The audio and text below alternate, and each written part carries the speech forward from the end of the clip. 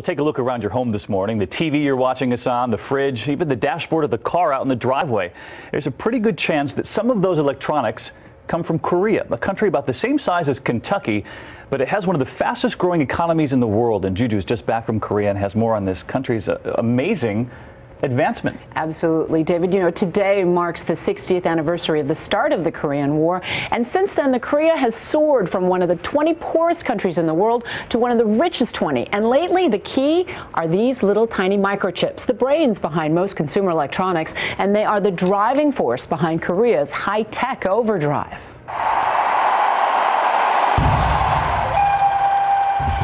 It's a culture steeped in 5,000 years of tradition.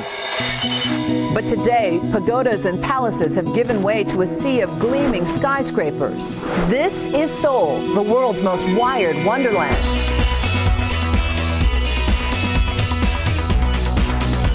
There are so many pioneering things going on here in Korea.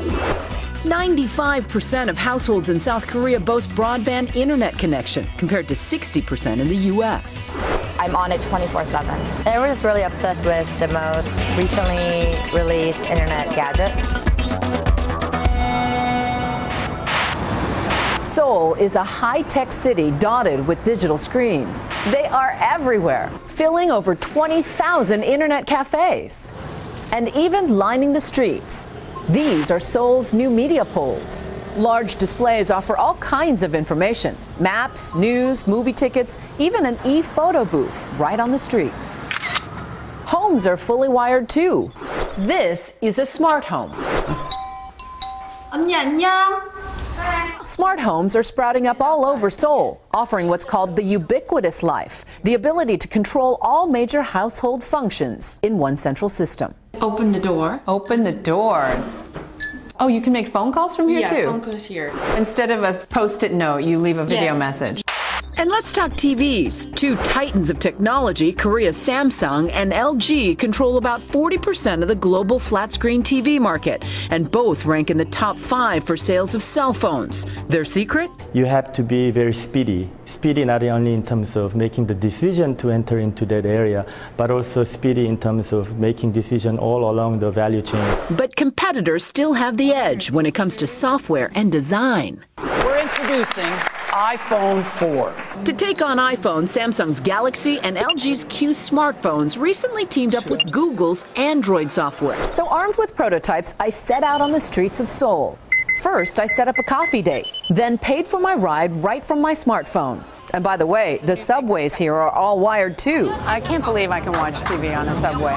My coffee date, Korean megastar actor Lee Byung-hun, another hot Korean export, leading a wave of Korean stars dominating foreign markets. This is our waiter. Our waiter is a robot named Cafero, being tested out in Seoul's cafes. Other robot sites, 310 kindergartens using the iRobi teacher's aid, and hospitals. But today, we're just ordering coffee. What do you have? We have cafe latte, cafe mocha, cafe americano. 2 iced coffee, please. Excellent choice. Why do you think Korean culture is a cultural export now? The passion, I think it influenced everything, like art, like acting, of course, high tech. You must get mobbed all the time. We got here. Mobbed with a high-tech response. A trip to the mall turns into a photo, video, and live streaming production. This happens to you everywhere? Actually, I don't go out. A sea of fully wired teens coming of age ahead of its time.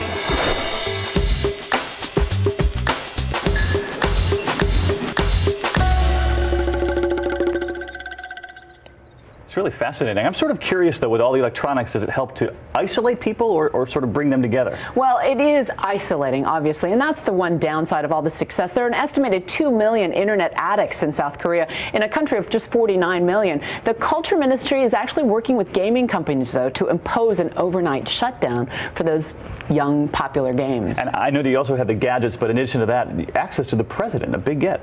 On Monday, we're going to be talking to him. He talks about the heightened tensions on the Korean Peninsula. North North Korea just announced today there's a no-sail zone, and they had some belligerent language for the U.S. as well. And Monday, we take you to the demilitarized zone between North and South. It's still one of the most heavily fortified borders in the world. All right, well, I'll be watching Monday. Thanks, Juju.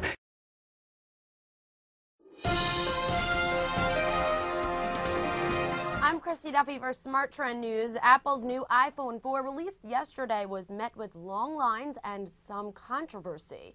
Certain users have reported complaints of reduced wireless network reception when the new phone was held a certain way.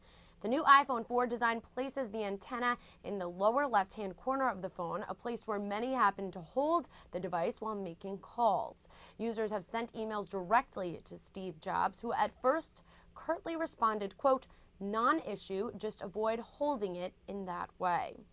Jobs later followed up, likely with some feedback from the internal PR department, with a more thorough explanation. Quote, "Gripping any phone will result in some attenuation of its antenna performance, with certain places being worse than others depending on the placement of the antennas.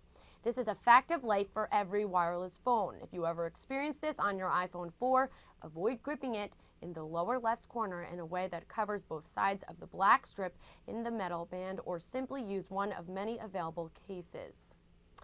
This is causing a bit of a stir to many in the iPhone and Apple community. Some new buyers who spent the better part of several days in line waiting to shell out upwards of $600 for the new phone must now learn to hold it another way or purchase an additional accessory.